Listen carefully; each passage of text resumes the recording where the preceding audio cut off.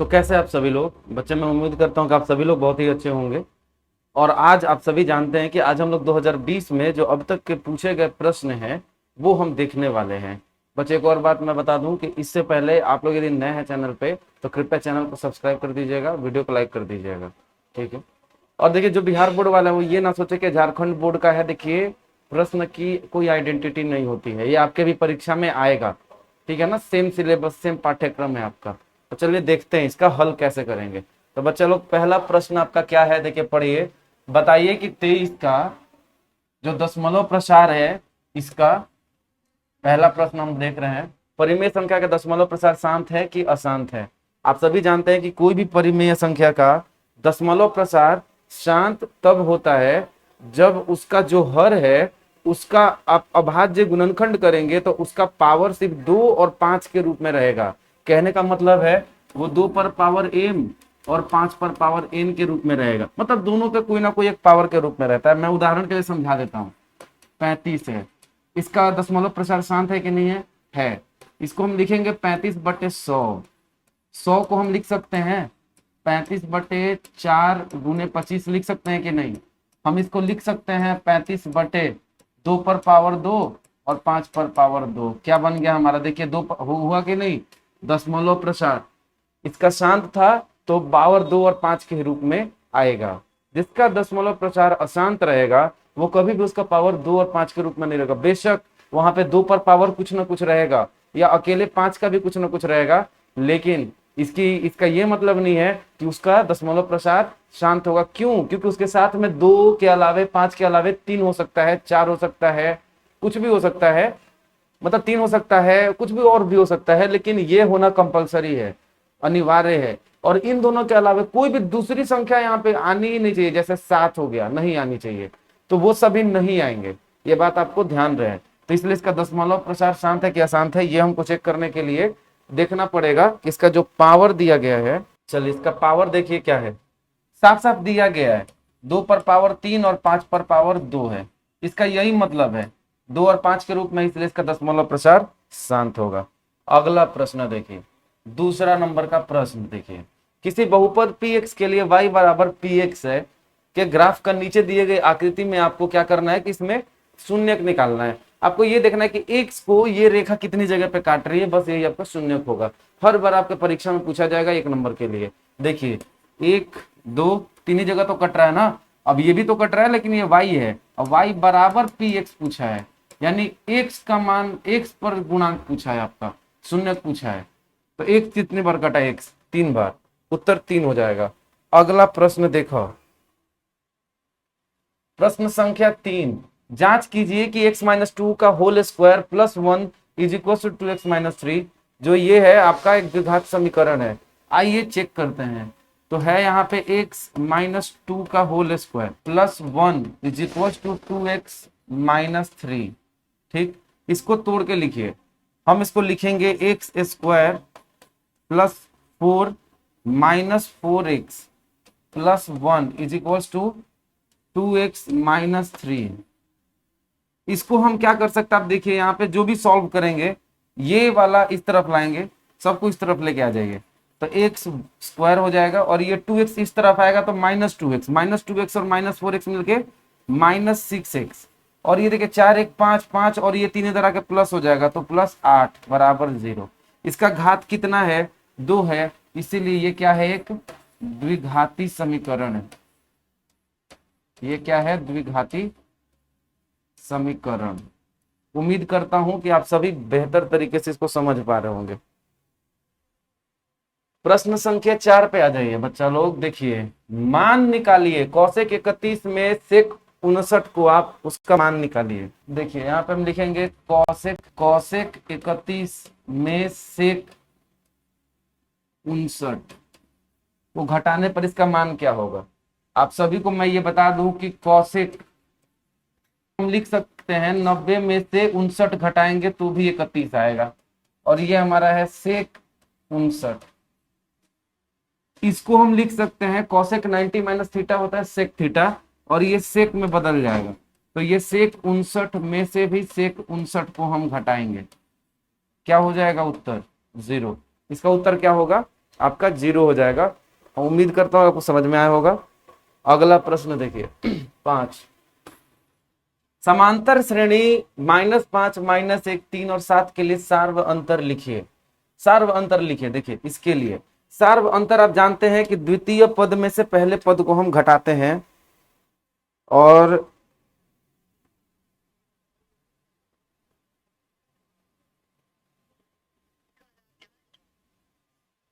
ठीक है, तो आप सभी जानते हैं कि इसमें हम द्वितीय पद में से प्रथम पद को घटा देते हैं। तो आइए करते हैं, मतलब घटाते हैं। है आपका यहाँ पे -5, -1, 3, 7। आप सभी जानते हैं ये पहला पद है, इसको A1 लिखेंगे। ये दूसरा पद है, ये A2 लिखेंगे। ये तीसरा पद है, ये A3 लिखेंगे। और ये चौथा पद है, A4 लिखेंगे। अब इसमें हम क्या कर सकते हैं, हम ये लिखेंगे, हमारा जो सार्व अंतर होता है उसको छोटा d से दिखाते हैं और सूत्र होता है A2 - A1। और यहाँ पर A2 का मान आप देखिए कितना है, -1 है। और माइनस में भी A1 का मान कितना है, -5 है। आप देखिए ये -1 जो है यहाँ पे, और ये मिल करके +5 हो गया है। 5 में से 1 गया, कितना हो जाएगा, तो ये आपका क्या होगा, उत्तर हो जाएगा। कितना, सार्व अंतर हो जाएगा। सिर्फ इतना ही नहीं, आप इसमें से इसको घटाइए, हर दूसरे संख्या से पहले वाले को घटा देंगे, सार्व अंतर निकल जाएगा। जैसे देखिए 3 है, इसमें से एक माइनस में से भी -1 को घटा देते हैं, तो ये हमारा क्या हो जाएगा, 3 + 1 जो कि 4 के बराबर है। तो मैं ये उम्मीद कर रहा हूं कि आप सभी लोगों को ये अच्छे से समझ में आ रहा है। अगला प्रश्न देखिए, 6ठा नंबर। R बराबर 7 सेंटीमीटर आपको दिया गया है और उसके साथ में बोला गया है, मतलब त्रिज्या दी गई हुई है इसकी, और अर्धवृत्त का क्षेत्रफल लिखने को बोल दिया है। अच्छा, ऐसे दोगे, हम बनाकर दिखाते हैं। आइए देखते हैं कैसे। कितना है त्रिज्या, आपको 7 सेंटीमीटर दिया गया है। आइए, तो आर कितना है, 7 सेंटीमीटर है। आप सभी जानते हैं कि इसका क्षेत्रफल निकालना है ना। क्षेत्रफल का सूत्र क्या होता है, वृत्त का क्षेत्रफल का सूत्र होता है πr का वर्ग। यहाँ पे पाई का मान कितना है, 22/7 है। और देखिए r का मान क्या है, यहाँ पे 7 है, और 7 का वर्ग कर दीजिए, यानी 7 × 7 कर दीजिए, ये कट गया। 22×7 = 154 सेंटीमीटर का वर्ग। आया, कुछ बुझाया कि नहीं, उम्मीद करते हैं बुझा गया होगा। अरे बुझाना ही चाहिए, कैसे नहीं बुझाएगा। अगला देखिए, 6 के बाद आ जाइए 7 नंबर पे। सभी वर्ग होते हैं सर्वांगसम की समरूप। देखिए सर्वांगसम का मतलब है, यदि मैं कह दूं कि दो वर्ग सर्वांगसम है, इसका मतलब दोनों का जो भुजा है ना वो बराबर होगा। समरूप का मतलब होता है कि वो दो चीजें या वो दो फिगर या चित्र या कोई भी फिगर, चाहे वर्ग हो चाहे त्रिभुज हो, समरूप होंगे। वो सभी समरूप होंगे जो कि एक जैसे दिखाई देंगे। ठीक है, तो यहाँ पे वर्ग जो होता है, मैंने कहा अरे भाई जाहिर सी बात है, मैं बड़ा भी तो ले सकता हूं वर्ग। देखिए मैं ये, देखिए ये बड़ा भी ले सकता हूं, ये थोड़ा छोटा है, ये इससे भी छोटा है। अब आप बताइए, ये जो दोनों वर्ग हैं क्या सर्वांगसम आपको लग रहा है, ये कुछ ज्यादा का होगा, पता चले कि ये 10 सेंटीमीटर का है तो भाई साहब ये 5 सेंटीमीटर के हैं, तो ये सर्वांगसम कैसे हो सकते हैं, नहीं हो सकते है ना। तो ये सर्वांगसम नहीं होंगे तो क्या होंगे, तो भैया जी ये होंगे आपके समरूप होंगे, क्योंकि एक जैसे दिखाई दे रहे हैं, ये सकलवा तो एक ही दिशा में है जी। चलिए प्रश्न अगला देखिए। अगला प्रश्न 7वां ये हो गया। 8वें पे आइए, एक वृत्त की कितनी स्पर्श रेखाएं हो सकती हैं। देखिए वो भी स्पर्श रेखाएं तो बहुत सारी हो सकती है, अनंत हो सकती हैं, पर समांतर स्पर्श रेखाएं हो सकती हैं। कितनी समांतर स्पर्श रेखाएं हो सकती हैं, तो 2 हो सकती हैं। देखिए कैसे, मान लेते हैं कि हमने यहाँ पर एक वृत्त खींचा, यहाँ पर जैसे हमने एक बड़ा सा वृत्त खींच दिया, ये हमने खींच लिया वृत्त। ठीक, अब इस वृत्त का हमको यहाँ पे समांतर देखना है ना, समांतर इसके टेंजेंट्स। आइए देखते हैं, तो ये लीजिए हमने खींच दिया,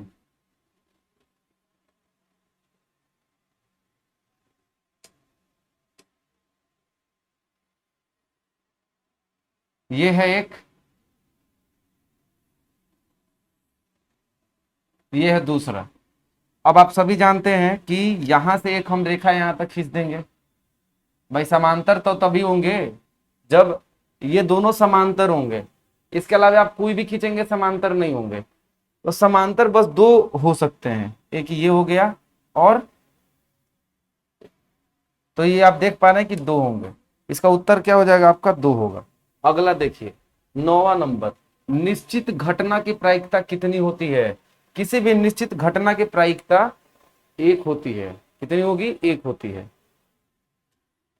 10वें नंबर, यह किस प्रकार का तोरण है? यह से अधिक प्रकार का तोरण है। देखिए फिगर देखिए, थोड़ा छोटा मैं दिखाता हूं। खैर ये ज्यादा ये करने वाली बात है नहीं, ठीक है। अधिक प्रकार का तोरण है, ये आपको लिखा गया है। खंड बी में आइए, तो प्रश्न संख्या 11 आपको क्या कहता है? चलिए देखिए, आपको एलसीएम ज्ञात करना है। किसका? अभाज्य गुणनखंड के विधि के द्वारा 26 और 91 का एलसीएम आपको ज्ञात करना है। आइए देखते हैं।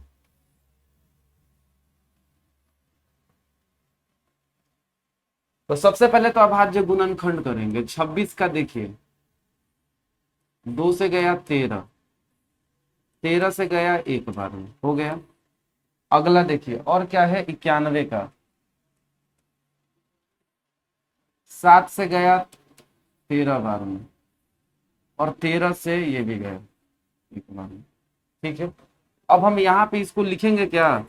26 को हम लिख सकते हैं 2 गुने 13, और यहाँ पे हम लिख सकते हैं 91 का कितना? तो हम यहाँ पे 91 में लिख देंगे 7 गुने 13। देखिए यहाँ पे कॉमन क्या है? ये है। तो जो कॉमन हो गया है हम यहाँ पे निकालेंगे लघुत्तम। लघुत्तम लॉस जो कहते हैं आप लोग, लघुत्तम निकालेंगे। कितना हो जाएगा?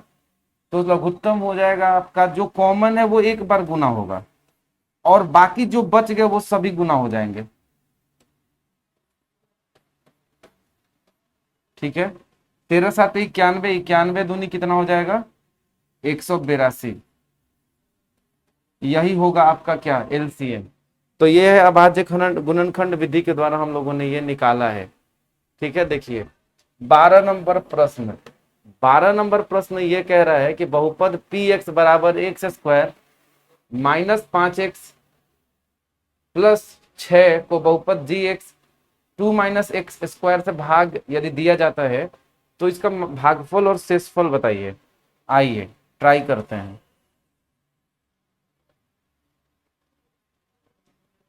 तो है आपको किससे करना है? 2 माइनस एक्स स्क्वायर से आपको भाग देना है। देखिए मैं इस 2 माइनस एक्स स्क्वायर को मैं माइनस एक्स स्क्वायर प्लस 2 भी तो लिख सकता हूं। भाई बतिया इस बराबर 2 प्लस 2 लिखे, 2 प्लस 4 लिखे, चाहे 4 प्लस 2 लिखे, बतिया तो बराबर है ना। तो अब यहाँ पे इससे हमको देना है x पर पावर 4 को भाग देना है माइनस 5x जोड़ 6 को भाग देवे को है। यहाँ पे माइनस एक्स स्क्वायर को कितना से गुना करेंगे? पहले तो माइनस से गुना करेंगे ताकि प्लस हो जाए, एक्स स्क्वायर से गुना करेंगे ताकि एक्स पर पावर यहाँ पे 4 हो जाए। इससे गुना करने पर तो ये प्लस एक्स पर पावर 4 हो गया, और ये 2 को इससे गुना कर देंगे तो माइनस 2x स्क्वायर। कितना हो जाएगा? माइनस 2x स्क्वायर, ठीक है। अब देखिए ये भाई साहब हमारे हो जाएंगे माइनस, ये हो जाएंगे प्लस, खत्म हो गए। इसको उतारिए, 2x का वर्ग माइनस 5x जोड़ 6, ऐसे लिख सकते हैं। अब इस एक्स स्क्वायर में क्या ऐसा गुना कर देंगे? तो आप कहेंगे सर माइनस 2 से गुना कर दीजिएगा ना सर। तो पहले तो माइनस माइनस मिल के प्लस तो हो ही ना जाएगा सर, और ये एक्स स्क्वायर भी गुना हो जाएगा। ये हो गया आपका प्लस 2x स्क्वायर आत हो गया। लेकिन ये जो 2 देख रहे हैं इसमें गुना होकर बन जाएगा माइनस 4, ये बन जाएगा प्लस, चिन्ह बदल जाता है, ये माइनस का ये कट गया। अब देखिए 6 और 4 हो गया 10, और ये हो गया माइनस 5x, और ये रह गया प्लस में। अब क्या करेंगे? अब कटेगा? नहीं कटेगा। आपका ये हो गया भागफल, और ये हो गया आपका शेषफल। उत्तर हो गया। चलिए ठीक है।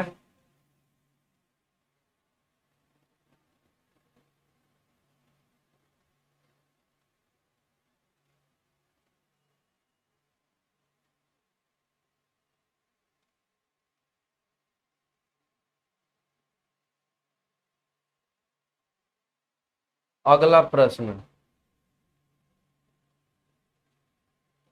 13वां नंबर प्रश्न है कि ए बी सी एक समद्विबाहु त्रिभुज है जिसका कोण सी समकोण है। सिद्ध कीजिए कि ए बी सिद्ध कीजिए कि ए बी का स्क्वायर बराबर है 2ac के स्क्वायर का। एकदम सिंपल सवाल है बच्चों लोग। देखिए पहले तो आप ये देखिए यहाँ पे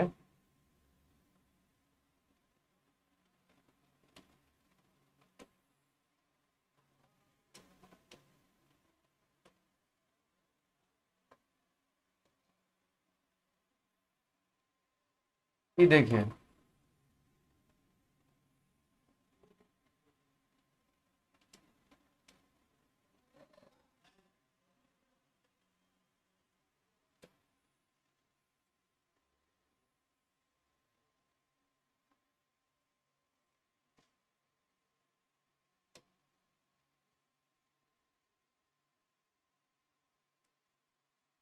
देखिए जैसे मान लेते हैं ये आपका त्रिभुज दिया गया है, ठीक है।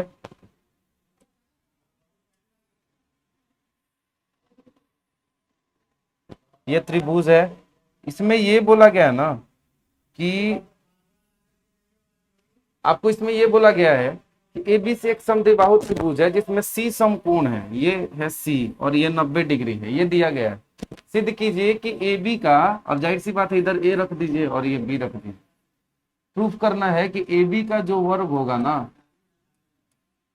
वो 2ac के वर्ग के बराबर है, ठीक है।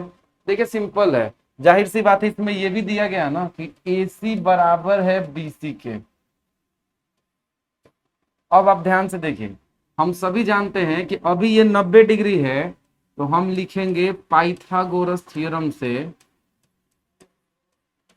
पाइथागोरस प्रमेय का हम इस्तेमाल यदि करेंगे, प्रमेय से लिख सकते हैं हम यहाँ पे कि AB का जो वर्ग है, AB का वर्ग है वो BC के वर्ग के जोड़ AC के वर्ग के योग के बराबर है।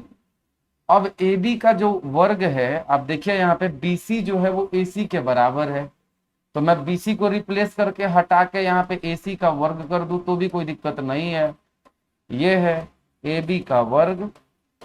अब सभी जानते हैं क्यों हमने ऐसा किया है, क्योंकि AC बराबर है BC के क्वेश्चन में दिया है। अब AB का जो वर्ग है, आप देखिए कि यहाँ 2AC के वर्ग के बराबर उत्तर आ गया और इसलिए यह सिद्ध भी हो गया है, उत्तर हो गया। अगला 14 नंबर प्रश्न। तो 14 नंबर प्रश्न है, मान निकालिए कि 5 cos स्क्वायर 60 या 60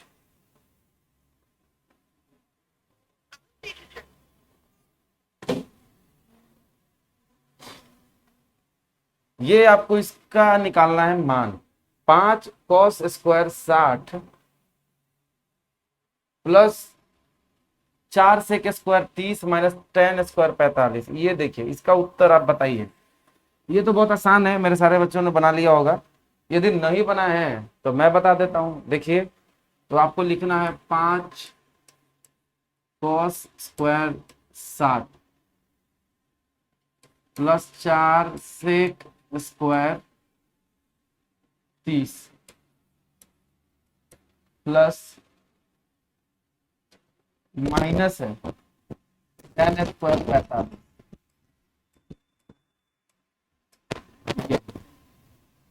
यही तो है आपका। अब इसमें देखिए हमको पता है कि cos 60 का मान कितना होता है। आप सभी देखिए ध्यान दीजिए और किताब में से लिखिए। देखिए या आप लोगों को ये तो याद ही होना चाहिए। cos 60 का मान कितना होता है, 1/2 होता है, ठीक है। और इसका वर्ग, स्क्वायर तो बोला है ना कि हमने यहाँ पे cos 60 का मान 1/2 रख दिया है और प्लस 4 sec स्क्वायर 30 का मान। तो सबसे पहले cos 30 का ही तो उल्टा होता है sec, तो cos 30 का मान 2/√3/2 होता है। तो अब इसका sec 30 का मान हो जाएगा 2/√3, तो 4 गुने 2/√3 का वर्ग में tan 45 का मान 1 होता है और इसका वर्ग कर भी देंगे तो 1 आएगा।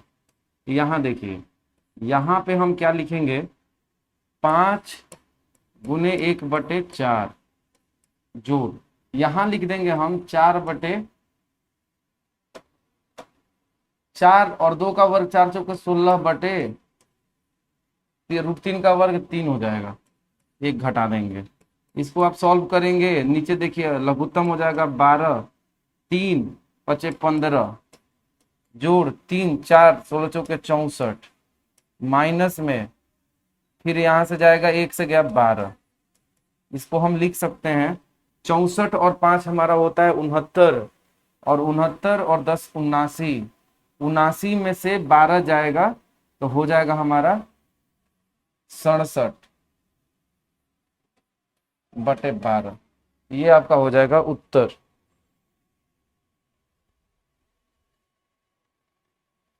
अगला प्रश्न, अगला प्रश्न 2 रुपए के लिए आपके स्क्रीन पे देखिए, एक वृत्त के परिगत एक चतुर्भुज CD खींचा गया है, सिद्ध कीजिए कि AB जोड़ CD बराबर है AD और BC के। देखिए आइए इसको भी देखते हैं। प्रश्न को समझ गए हैं? पहले तो आप प्रश्न को समझना सीखिए। देखिए जब तक आप प्रश्न नहीं समझेंगे तब तक आप हल नहीं कर पाएंगे अच्छे अच्छे सवाल का। आसान आसान सवाल भी नहीं कर पाएंगे यदि आप प्रश्न नहीं समझेंगे। प्रश्न है कि एक वृत्त के परिगत एक चतुर्भुज ABCD खींचा गया है। देखिए यानी यहाँ पे कैसे किया गया है मैं आपको बता रहा हूं। देखिए यहाँ पे ये किया गया है कि एक तो वृत्त यहां से खींच लिया गया,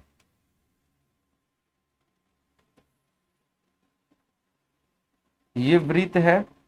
अब यहां से कुछ ऐसा सीन है कि इसको यहां से ऐसे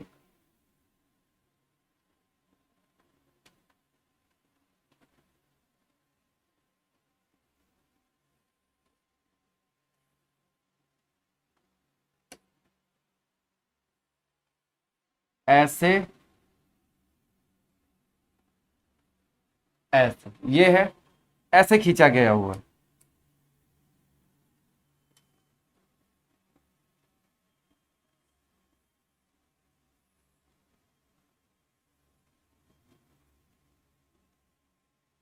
चलिए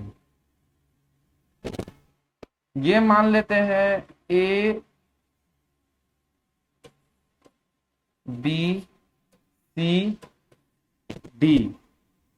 फिर इधर रखते हैं EFG और ये हमारा H।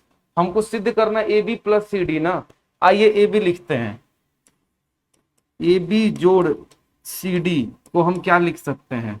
तो सबसे पहले हम AB को क्या AF प्लस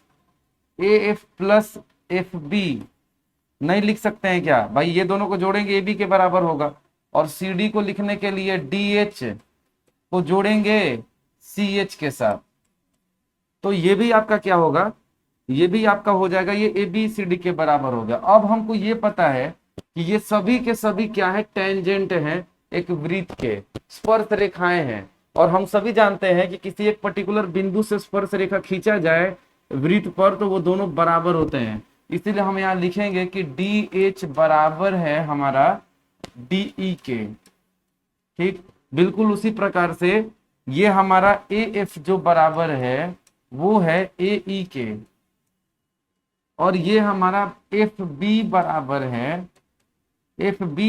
है BG के, और BG के, और ये हमारा HC बराबर है GC के। ये है, कुछ मत करिए, इतने सारे जो हैं इनको उठा के यहाँ पे रख दीजिए इनके जगह पे। AF किसके बराबर है देखिए जरा, मैं इसको AE लिख सकता हूं कि नहीं, जोड़। उसके बाद FB किसके बराबर है, BG के बराबर है। उसके बाद देखिए DH किसके बराबर है, DE के बराबर है। और उसके बाद आप देखिए CH किसके बराबर है, तो GC के बराबर है। अब इसमें क्या करना है, उठा लीजिए इसको, देखिए सबको एक साथ में ऐसे ऐसे कर दीजिए। मैं AE का जोड़ा बनाऊंगा DE के साथ, ठीक, क्यों आपको पता लग जाएगा। और बीजी का मैं जोड़ा लगाऊंगा जीसी के साथ। ऐसे में हमको पता है इन दोनों को जोड़ेंगे तो एडी आएगा, और यहाँ पे हम यहाँ पे जो ये बीजी को जोड़ेंगे तो ये बीसी आएगा। तो यही तो आपको बोल रहा है प्रूफ करने को, तो सिद्ध हो गया ना। ये हमारा क्या हो गया, सिद्ध हुआ। चलिए, उम्मीद करता हूं कि आपको सब बुझा गया है। आगे बढ़ते हैं। 15 के बाद आइए 16 नंबर प्रश्न। दर्शाइए कि धनात्मक समपूर्णांक जो होगा ना वो 4q या 4q प्लस 2 के रूप में होता है। q एक पूर्णांक है, जबकि देखिए अब यहाँ पे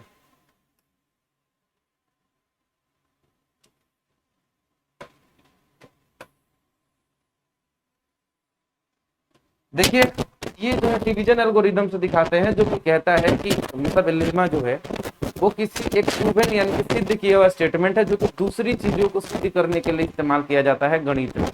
अब हम यहाँ पे देखिए क्या करेंगे। सबसे पहले मान लेते हैं कि, और वो ये भी कहता है कि यदि कोई संख्या a है उसको कोई संख्या b भाग देती है तो भागफल q आता है और रिमाइंडर r आता है। तो हर केस में r जो होगा हमेशा छोटा होगा b से। यही तो दर्शाता है। यहां भी हम मान लेंगे कि कोई एक संख्या है a जिसको 4 भाग दे रहा है और इसका q आता है भागफल, ये a है, और r आता है रिमाइंडर। देखिए, तो हम सभी जानते हैं कि r इससे छोटा होगा तो r क्या क्या हो सकता है, r 0 हो सकता है, r 1 हो सकता है, r 2 हो सकता है, r 3 हो सकता है, और बताइए r 4 भी हो सकता है क्या। अरे भाई, जब r 4 हो जाएगा तो इसके बराबर न हो जाएगा, ये नहीं हो सकता है, यानी इतनी सारी हो सकती हैं। अब हमको रखना है a बराबर बी क्यू प्लस r के रूप में। हम जानते हैं यहाँ पे लिखेंगे a को, लिखेंगे कोई संख्या जिसको हम भाग दे रहे हैं वो है, और यहाँ पे 4 से भाग दे रहे हैं तो 4q प्लस 0 एक बार, अगली बार लिखेंगे 4q प्लस 1, अगली बार लिखेंगे 4q प्लस 2, उसके अगली बार लिखेंगे 4q प्लस 3। अब बताइए आप देखिए कौन कौन से संख्याएं हैं जो 2 से भाग हो जाएंगी। क्या ये 2 से कटेगा, ये नहीं कटेगा, ये भी नहीं कटेगा। तो जब नहीं कटेगा तो इसको हम विषम संख्या लिखेंगे, और ये विषम संख्या है, और जो कट जाएगा वो सम संख्या है, ये भी सम संख्या है। तो इसलिए हम क्या कहेंगे, ये वाला यानी कोई भी संख्या होगा वो 4q या 4q प्लस 2 के रूप में होगा। ये भी सिद्ध हो गया। चलिए अगला प्रश्न, और ये रहा आपकी स्क्रीनवा पे, ये हो गया आपका।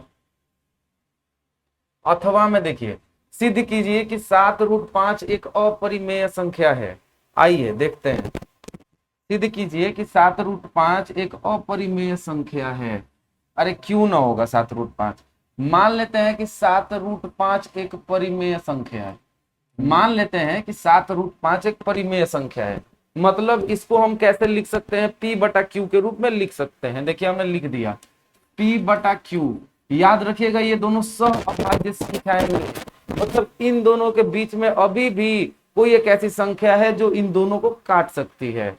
ठीक है, जैसे मान लेते हैं कि ये 14/16 हो सकते हैं, मतलब 2 से कट रहा है ना अभी भी ये, और 8 बार में अब नहीं कटेगा, अब ये सहअभाज्य बन गए हैं। तो मतलब अभी ये सहअभाज्य नहीं है, लेकिन मान लेते हैं कि जो इनमें कॉमन एक संख्या है, जो दोनों का कॉमन गुणनखंड जो होगा इनका, वो उससे इसको काट देने के बाद अब ये a बटा b के रूप में आ गया है। ठीक है, तो अब ये हमारा 7√5।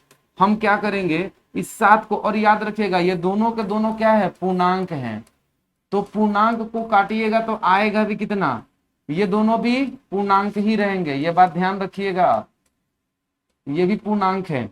अब इस 7 को मैं इधर लेके आता हूं, ये √5 ऐसे ही रह जाएगा, a बटा 7b। अब आप बताइए मुझे, क्या अभी भी ये पूर्णांक होगा कि नहीं। अरे तो वही तो बात है कि 4/3 है, इसमें 7 गुना कर दिया यानी कि 4/21 हो गया, ये अभी भी तो पूर्णांक है, बिल्कुल है।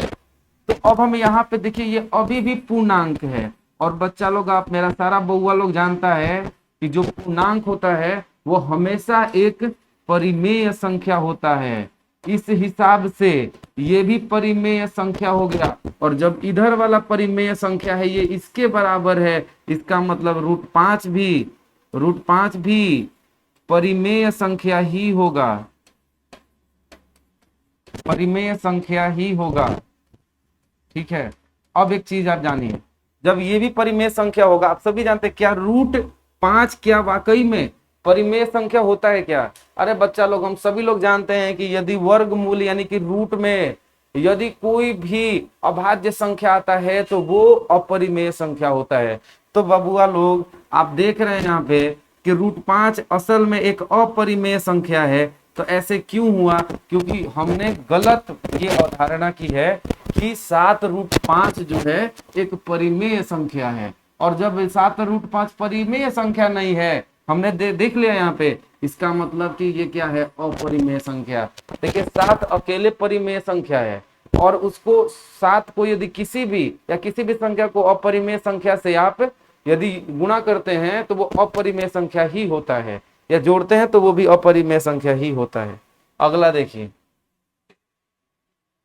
प्रश्न संख्या 17 में हल कीजिए कि 2/x जोड़ 3/y। तो प्रश्न है यहाँ पे, हल कीजिए 2/x प्लस 3/y, ठीक है, बराबर है 13 के, और आपको दिया गया है 5/x माइनस 4/y, 4/y ये भी बराबर है -2 के। आपको यही तो सिद्ध करना है। ऐसे में देखिए हम सॉल्व नहीं कर पाएंगे, तो हम मानेंगे, लिखिएगा आप, माना कि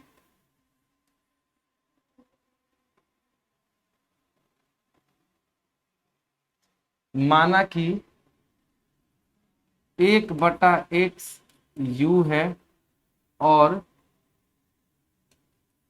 1/y भी है। ठीक, आइए इसको थोड़ा और मोटा कर लो मैं।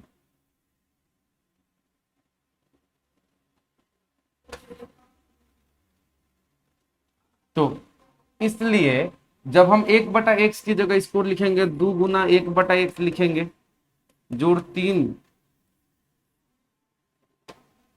गुने 1/y लिखेंगे, ये बराबर है 13 के।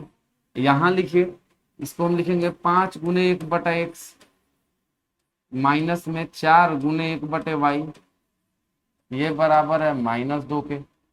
1/x को हम u कह सकते हैं, तो 2u प्लस 3v बराबर है 13 के। समीकरण 1।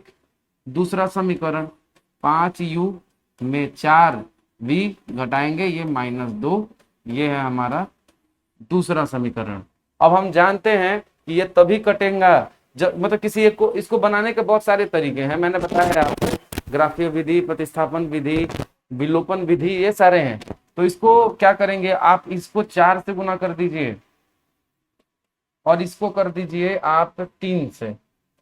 अब देखिए 4 से गुना करने पे बन गया 8u जोड़ 12v बराबर 52, है ना, ये बन गया। ये समीकरण संख्या 1 2 3 तीसरा बन गया।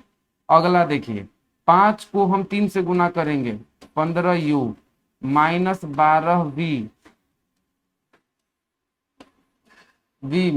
बराबर है हमारे -6 के। ठीक, अब यहाँ पे देखेंगे हम कि तीसरा है और ये हमारा चौथा है।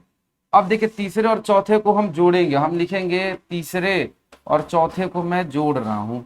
अब देखिए यहाँ लिखूंगा मैं 8u जोड़ 12v बराबर 52, जो है इसके जस्ट नीचे हम लिखूंगा 15u माइनस 12v बराबर है -6 के।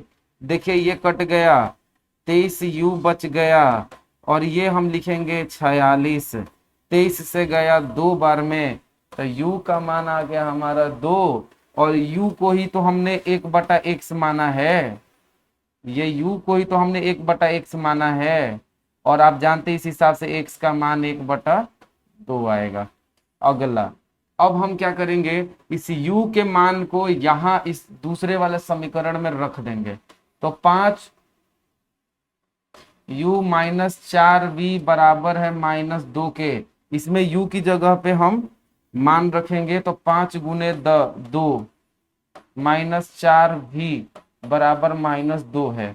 5 दूनी के 10 -4v बराबर है हमारा -2 के। अब देखिए इस 4v को उस तरफ लेके जाएंगे तो +4v होगा और ये 2 इधर आके जुड़ जाएगा, 10 और 2 12 हो जाएगा। 4 से ये कितने बार में जाएगा? 3 बार में। हम जानते हैं कि v को ही तो हमने 1/y माना है, v बराबर है 1/y के और ये बराबर आया 3 के, इसीलिए y का मान निकालेंगे तो 1/3 आ जाएगा। तो बोलिए समझ में आया? आ गया होगा ना, उम्मीद करता हूं मैं। अरे हमारे सारे बच्चे ब्रिलियंट हैं, बन तो गया ही होगा, है ना? ये तो झूठों के मैं नाटक करने यहाँ पे आया हूँ, है ना? चलिए देखिए 18, ग्राफीय विधि से हल कीजिए। देखिए ग्राफीय विधि से हल करना है हम लोगों को, तो उसके लिए दूसरा बोर्ड खोलना पड़ेगा। तो 18 नंबर हम देख रहे थे, तो देखिए समीकरण हमारे सामने है, ग्राफीय विधि से हमको हल करना है। तो y का मान यहां पर आपको दिया गया है कि 6 - 2x, यही है ना?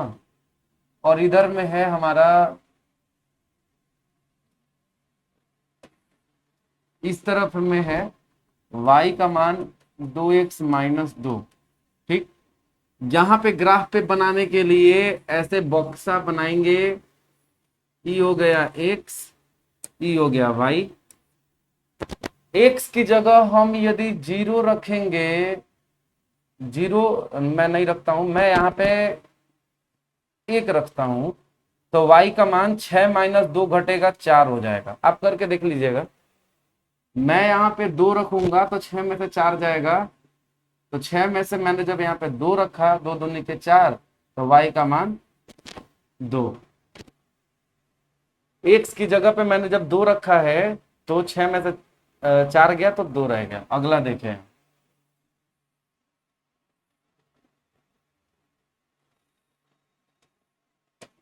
x और ये हो गया y। अब देखिए यहाँ पे x की जगह यदि मैंने 2 रख दिया, x की जगह मैंने 2 रख दिया, तो 2 दूनी 4 में से 2 जाएगा, 2 हो जाएगा। यदि मैंने यहाँ 3 रख दिया तो 6 में से 2 जाएगा, 4 हो जाएगा। अब आप क्या करेंगे, आपके पास देखिए इसके लिए 2 बिंदु मिल गए, 1 4 और ये 2 और 2। अगला यहाँ पे देखिए, यहाँ भी मिल गया 2 और 2 और एक मिल गया आपको 3 और 4। इससे क्या पता चला, देखिए दोनों में ये कॉमन बिंदु है ना, यानी जब इसके लिए रेखा खींचेंगे और इसके लिए रेखा खींचेंगे, दोनों के दोनों इसी बिंदु पे कटेंगी, क्योंकि ये दोनों में है।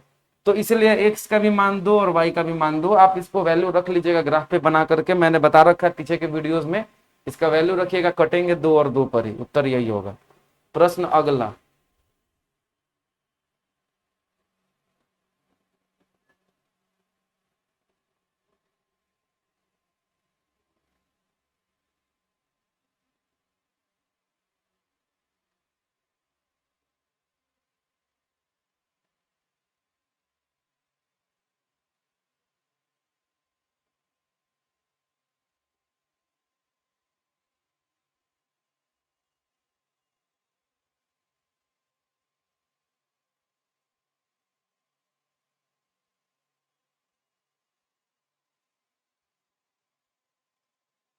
प्रश्न संख्या 19, वह एपी ज्ञात कीजिए जिसका चौथा पद 16 है और सातवां पद 5वें पद से 12 अधिक है। देखिए, तो प्रश्न आपको ये कह रहा है ना कि आपको ज्ञात करना है वह एपी ज्ञात कीजिए जिसका चौथा पद, यानी कि ए चौथा दिया है, कितना दिया गया है, ए चौथा आपको दिया है 16, और एक और चीज दिया गया है, ए सातवां आपको दिया गया है कितना, ये भी देख लीजिए। तो ए सातवां दिया गया है आपको, बोला गया है 5वें पद से 12 अधिक है, 5वें पद से 12 अधिक है, ये बोला जा रहा है। क्या है? 5वें पद से 12 अधिक है। अब हम यहाँ पे क्या करेंगे, हमको पता है यदि कोई ए एन के रूप में रहे तो A plus N minus one into D लिखते हैं। बिल्कुल ए चार को हम लिख सकते हैं ए प्लस चार माइनस एक गुने डी बराबर 16, यानी ए प्लस थ्री डी बराबर होगा 16। यहाँ ये ए सात को भी हम लिख सकते हैं इसी तरीके से, ए प्लस सात माइनस एक डी बराबर होगा ए प्लस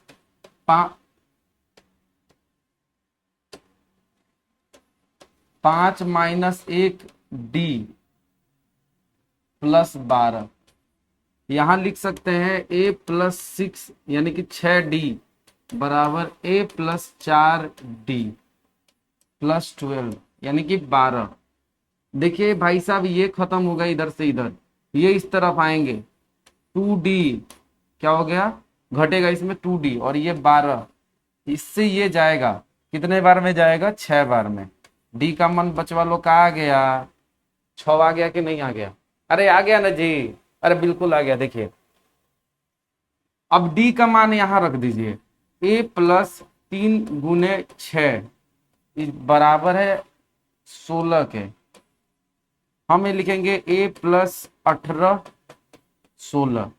ए का मान हम इसको उस तरफ भेजेंगे, 18 में से 16 में से 18 जाएगा -2, यही तो आपका होगा ए का मान। समझ रहे, ए का मान -2 होगा और डी का मान 6 होगा। तो यहाँ पे आपको क्या एपी ज्ञात करना है ना, तो पहला पद तो आपका हो गया माइनस मतलब ए होता है, अगला पद ए प्लस डी होता है, उसका अगला पद ए प्लस 2d होता है। आइए ए का मान जब -2 है, दूसरे का मान ए मतलब -2 और प्लस डी की जगह 6 रखिए, यानी कि 4 हो गया। ए प्लस 2d, ए का मान है -2 प्लस 2d, यानी कि डी का मान कितना है 2 छक्के 12 2 4 और 10 आपका -2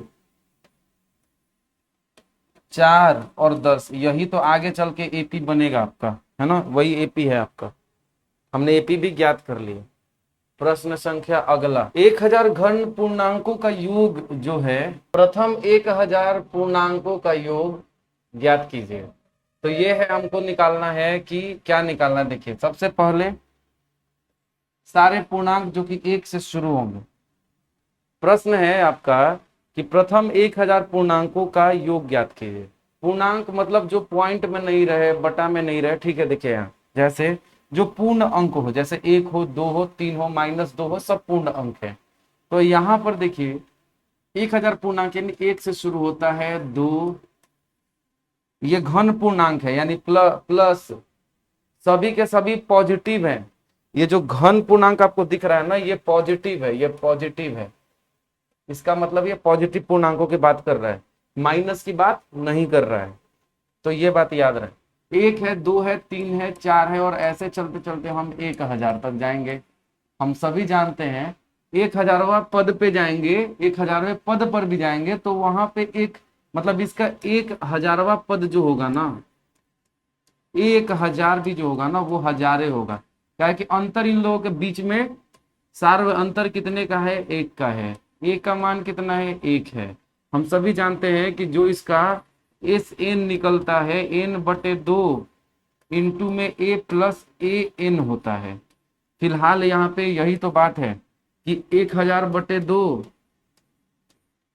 एक मतलब यहाँ लिखेंगे हम क्या, एस 1000 बराबर हो जाएगा हमारा 1000/2 गुना में ए का मान है आपका 1 जोड़, और ये है हमारा 1000। क्या है ये आखिरी पद, यानी कि एन हमको 1000वां पद निकालना है, तो एन की जगह सब जगह 1000 रखा गया। 500 गुना में ये क्या है हमारा 1001 है। इसको गुणा करिए, आपका उत्तर आपके आंखों के सामने आ जाएगा। प्रश्न अगला देखिए, प्रश्न संख्या 20, सिद्ध कीजिए कि cosec theta minus cot theta का whole square 1 minus cos theta plus 1 plus cos theta के बराबर होता है।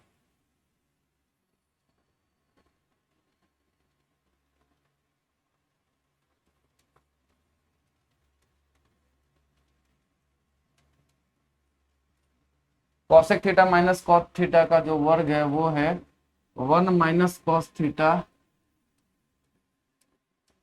बटे 1 प्लस कॉस थीटा के बराबर, इसके बराबर है। तो कॉसेक थीटा को हम लिख सकते हैं 1 बटे साइन थीटा माइनस में कॉस थीटा बटे साइन थीटा, इसका वर्ग। अब देखिए यहां पे हम लिख सकते हैं साइन थीटा और इसका तो वर्ग है ये। अब इसको हम लिख सकते हैं 1 माइनस कॉस थीटा। इसको और हम तोड़ेंगे, यदि इसको लिखेंगे हम 1 माइनस कॉस थीटा का क्या वर्ग बटे में इसका भी तो वर्ग होगा साइन स्क्वायर थीटा, उसको हम लिखेंगे 1 माइनस कॉस थीटा का वर्ग बटे में साइन 1 माइनस कॉस वर्ग थीटा। अगला देखिए, इसके बाद हम यहां पे लिखेंगे 1 माइनस कॉस थीटा गुने 1 माइनस कॉस थीटा बटा में 1 माइनस कॉस थीटा गुने 1 प्लस कॉस थीटा। ऐसा क्यों लिखेंगे? ए स्क्वायर माइनस बी स्क्वायर के सूत्र पे है, इसलिए ये एगो कट गया, बच गया कितना देखिए यहाँ, तो बच गया 1 माइनस कॉस थीटा बटे 1 प्लस कॉस थीटा। तो मैं ये उम्मीद करता हूं कि आपको ये समझ में आया और यही तो बराबर है आरएचएस के। ये हम एलएचएस बना रहे थे इतने देर से। चलिए अगला प्रश्न, यदि Q 0 1 बिंदुओं इतना इतना को से समदूरस्थ है तो x के मान ज्ञात कीजिए। आइए हम मान ज्ञात करते हैं। क्या बोला गया है यहाँ पे? प्रश्न को पढ़िए अच्छे से। बोला गया है यदि Q कोई बिंदु है जो कि 5 माइनस 3 और R x और 6 से समदूरस्थ है, यानी कि ये Q है कोई बिंदु और इसका दिया गया है निर्देशांक 0 और 1।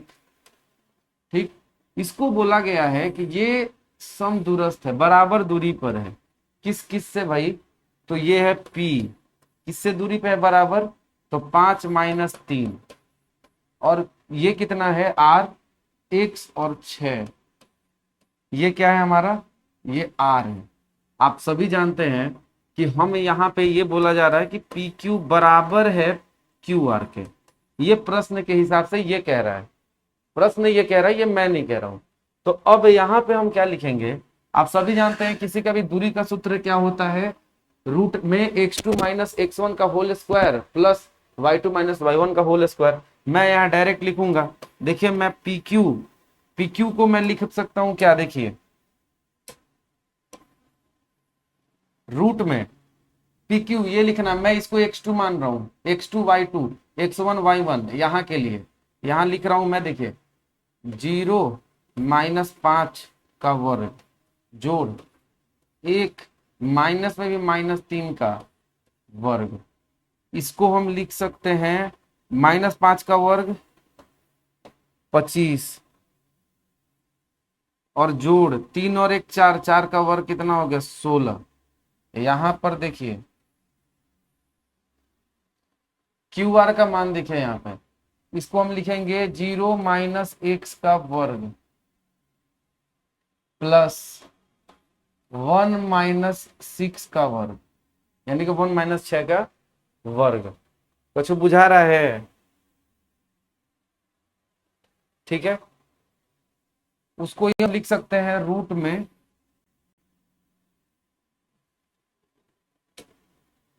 इसमें हम लिख सकते हैं x का वर्ग जोड़ में -5 निकलेगा, इसका वर्ग करेंगे 25। अब देखिए यहां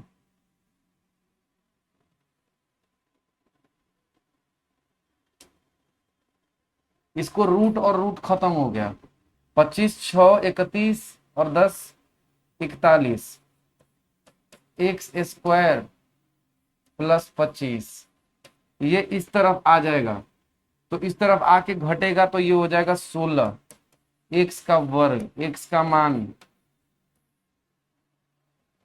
4 आ गया। ठीक है, एक्स का मान आपका 4 आ गया। 4 भी आ सकता है और -4 भी, दोनों भी आ सकता है, ऐसा नहीं। ठीक है, चाहे आप कोई भी ले सकते हैं।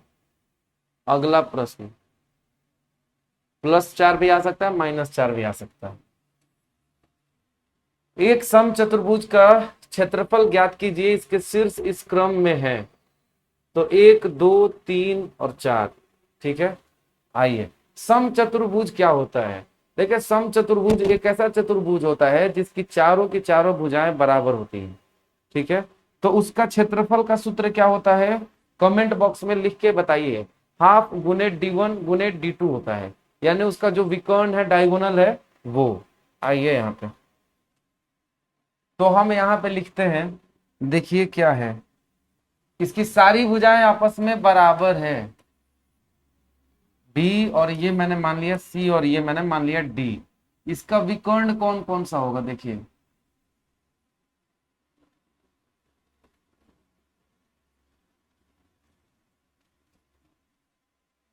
ये है विकर्ण।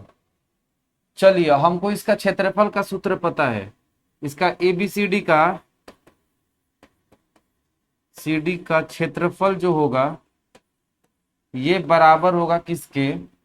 हाफ यानी आधा गुना AC गुना BD, तो ये होगा। अब हमको देखिए, इसके लिए AC निकालना पड़ेगा ना, BD निकालेंगे ना। कैसे निकालेंगे? दूरी सूत्र से निकालेंगे। आइए AC निकालते हैं, पर AC के लिए निर्देशांक चाहिए ना, A और C का, तो उठा लेके रख लेते हैं। देखिए, यहाँ 3 0 है, ये 4 5 है, ये -1 4 है, और ये है हमारा -2 -1 हो गया। अब AC का मान निकालिए, ये है AC। जो बाद में आता है उसके सबको x2 ले लीजिए, यानी कि C है। C के पास वाला ये x2 y2, ये x1 y1 सूत्र पे रखेंगे। हम जानते हैं -1 -3 का स्क्वायर प्लस 4 -0 का होल स्क्वायर। AC का मान यहाँ पे देखिए, रूट में आ गया हमारा 4 चौके 16 और प्लस 4 का ये भी 16, यानी कि ये हमारा हो जाएगा, इसको आप सॉल्व करेंगे 4√2 आएगा उत्तर में। 16 16 32 हो जाएगा, बाद में 16 का 4 बाहर आ जाएगा और 2 अंदर ही रह जाएगा। तो ये आ गया हमारा 4√2 सेंटीमीटर या मीटर। यहाँ पे दिया नहीं है, हालांकि दिया रहता तो यही होता। फिलहाल हम सेंटीमीटर भी नहीं रख सकते क्योंकि यूनिट है ही नहीं। अगला देखिए, अब हमको BD निकालना है ना, BD D आ रहा है बाद में, तो D वाले को x2 y2, ये x1 y1, रूट में रखेंगे x2 x1 का वर्ग, यानी कि -2 -4 का वर्ग जोड़ -1 -5 का वर्ग। देखिए, यहां हम BD का मान कितना लिखेंगे? रूट में 6 6 का 36 जोड़, और ये हमारा कितना है? 5 और 1 6 6 का 36, यहां हो जाएगा हमारा 72, यानी कि 6√2। अब यहां से हमको ये आ गया, बस यहाँ पे मान रख देंगे, हाफ गुने में 4√2 गुना 6√2। तो देखिए, हम जानते हैं कि 2 और ये √2 और √2 मिल करके 2 हो जाएगा, कट गया। 4 छके कितना हो गया? 24 इकाई वर्ग, यही इसका क्षेत्रफल हो जाएगा। प्रश्न संख्या अगला,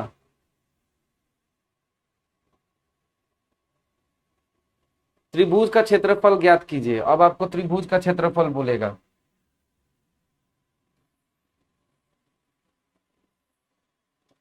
देखिए, मान लेते हैं कि ये वाला हमारा जो है ये त्रिभुज है,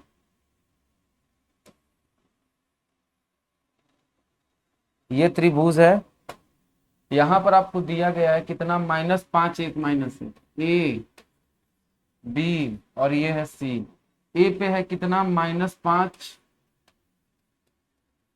-1, ये है 3, -5, ये है 5 और ये है 2। तो हमको यहाँ पे ये करना है, सूत्र हमारा क्या है कि इसका होता है कि क्षेत्रफल जो होगा त्रिभुज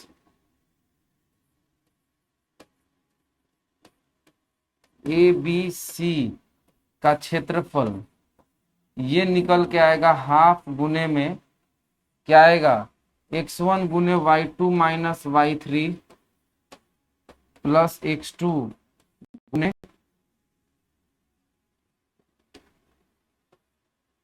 y3 minus y1 plus x3 गुने y1 माइनस y2।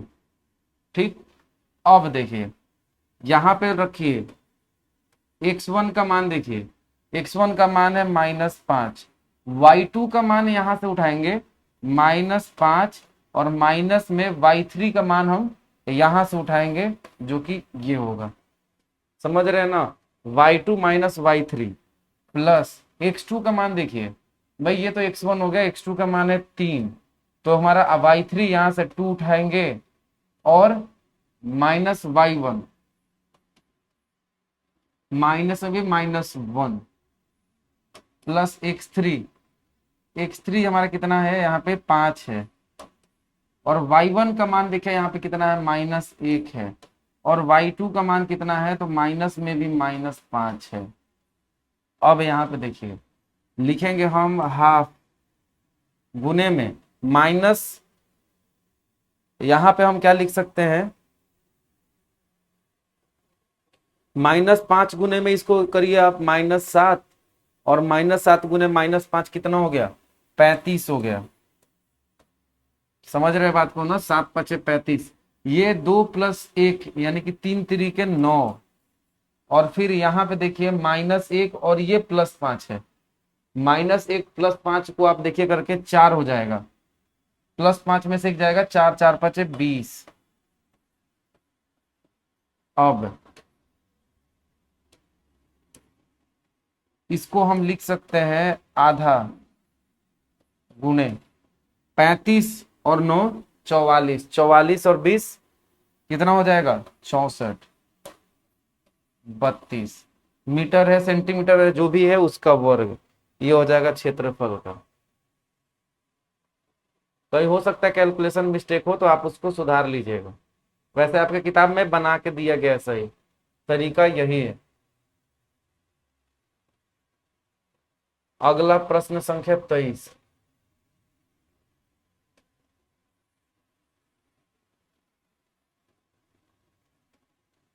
करना है कि एक 7.6 सेंटीमीटर की रेखा खींचिएगा।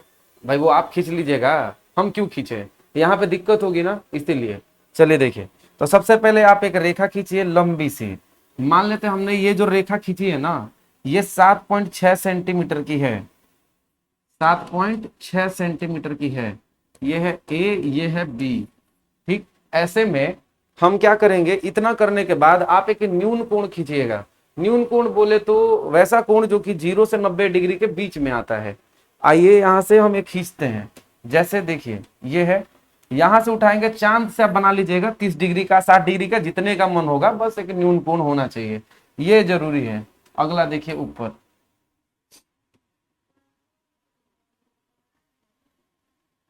ठीक, अब देखिए यहां से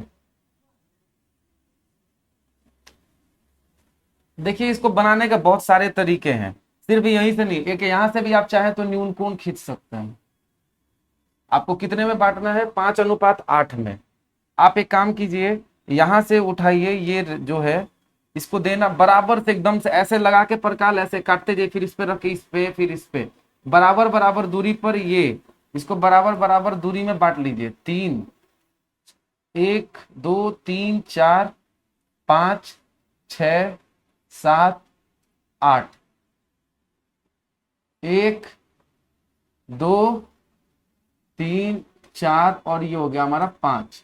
ठीक है, इसको ये यदि x है और ये यदि हमारा y है, y इसको हम मानेंगे y1 y2 y3, y4 और ये y5, x1, x2, x3, x4, x5, x6, x7 और x8।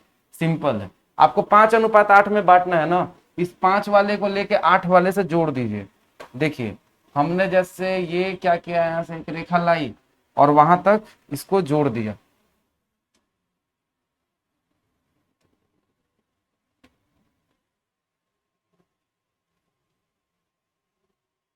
तो यहां पे देखिए आप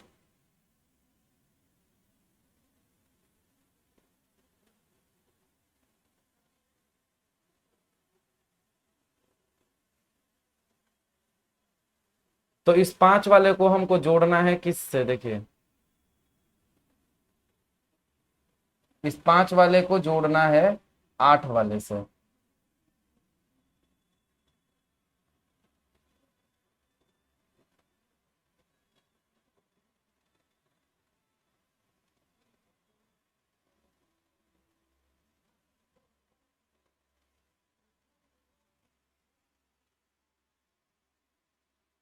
यहाँ पे देखिए ये रेखा हमने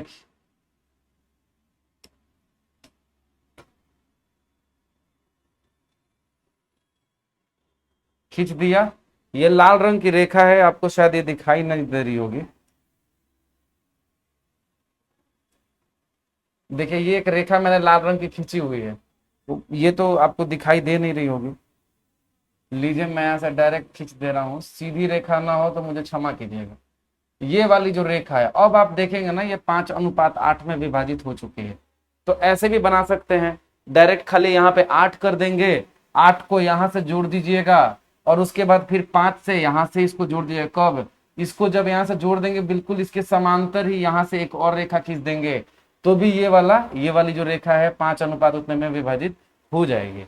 तो ये मैं उम्मीद करता हूँ आपको समझ में आ गया होगा। और इसको लिखना पड़ता है, आपने क्या क्या किया है, कैसे किया है, ये आपको लिखना पड़ता है।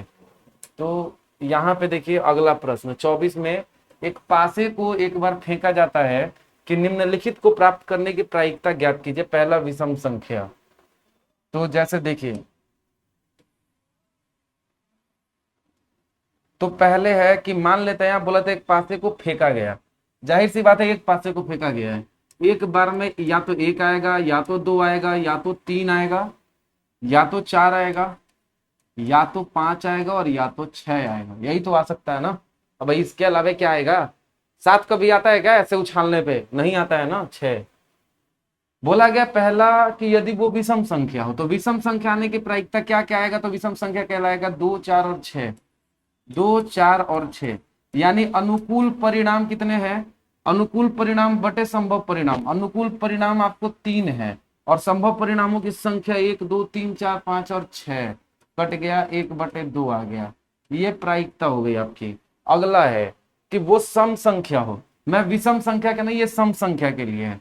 विषम संख्या के लिए देखिए क्या है, 1 होगा, या तो 3 आएगा, या तो 5 आएगा, तो ही विषम संख्या। अनुकूल परिणामों की संख्या 3, 1, 2, 3। संभव परिणाम कितने हैं? 1, 2, 3, 4, 5 और 6। 6 कितना हो गया? ये भी वही। अब बोला जा रहा है अभाज्य संख्या। अभाज्य संख्या वो संख्या होती है जो कि खुद से या 1 से कटेंगे। यहाँ पे आप देख पा रहे हैं कि 1 से कटने वाली संख्या ये 2 है, 3 है और 5 है। तो यहाँ लिखेंगे 2 है, 3 है और ये 5 है।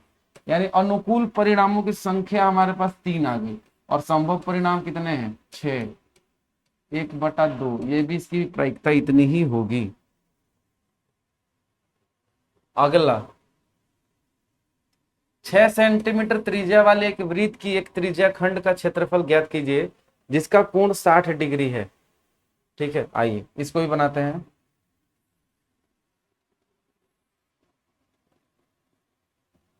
छह सेंटीमीटर त्रिज्या वाले एक वृत्त के एक त्रिज्या खंड का क्षेत्रफल निकालना है। तो त्रिज्या वाला देखिए यहाँ पे, ये 6 सेंटीमीटर है। 6 सेंटीमीटर। कोण है ये 60 डिग्री। 60 डिग्री है, इसका क्षेत्रफल हमको निकालना है πr² थीटा बटे 360 डिग्री। ठीक है, 22/7 गुना में त्रिज्या का वर्ग, रेडियस 6 और थीटा 60 है बटे 360, 6 बार में गया, 6 से ये गया, 22×6 132/7 सेंटीमीटर का वर्ग, यही तो इसका होगा क्षेत्रफल। बुझ गए? चलिए अगला प्रश्न, या अथवा में आकृति में छायांकित भाग का क्षेत्रफल ज्ञात कीजिए जहां ए बी सी डी भुजा 14 सेंटीमीटर एक वर्ग है। ठीक है, और यहाँ पे आपको दिया गया है 14 सेंटीमीटर, इसका दिया गया है आपको कि 14 सेंटीमीटर है। आइए, फिगर कुछ इस प्रकार से है कि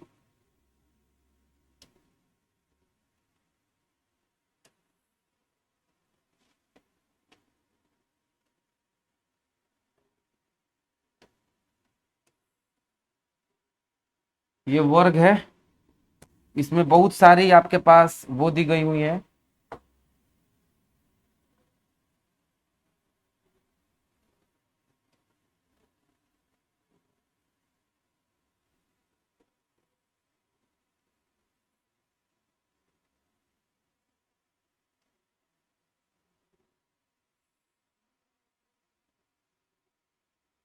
ये है, ये है, ये है और ये है, मतलब ये सब आपस में चिपके हुए हैं, ऐसी है फिगर। अब इस फिगर में ये बताया जा रहा है कि ये जो है ना, ये यहां से यहां, ये 14 सेंटीमीटर है। सभी हो गए भाई, वर्ग है तो वर्ग की सारी भुजाएं बराबर होती हैं, जाहिर सी बात है ये दोनों आपस में चिपके हुए हैं, आपको दिखाई नहीं दे रहा है क्योंकि मैंने फिगर सही से नहीं बनाया। तो इसका व्यास पूरा 7 सेंटीमीटर है, तो इसका त्रिज्या कितना होगा, 7/2, यानी कि 3.5। इसकी भी त्रिज्या 7/2। आपको इस वाले का क्षेत्रफल निकालना है जो बचा हुआ है। कैसे निकालेंगे, आप लिखेंगे ए बी सी और डी, आप लिखेंगे चतुर्भुज, चतुर्भुज ए बी सी डी के क्षेत्रफल से घटा देंगे। कितना घटाएंगे, आप कहेंगे 4 गुने में 1 वृत्त का क्षेत्रफल, क्योंकि सभी बराबर है, त्रिज्या सबकी बराबर है।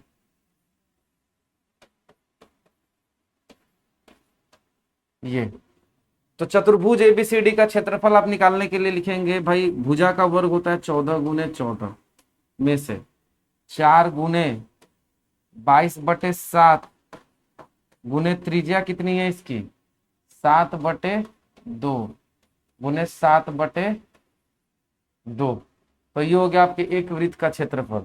196 में से घटा देंगे, ये देखिए यहां से 7 से ये गया, 2 से ये गया 11 बार में, ये गया 2 से 2 बार में, 11 दूनी के 22, 22 सते 154। अब 196 में से 54 को घटा देंगे, 54 और 2 56 और 40 96, 42 सेंटीमीटर का वर्ग, और यही हो जाएगा आपका उत्तर। चलिए, उम्मीद करता हूं कि आपको ये समझ में आया है। आगे का जो आपका जो प्रश्न बच गया है वो अगले वीडियो में आप देख लीजिएगा। तब तक के लिए चलता हूं मैं, बाय, जय हिंद।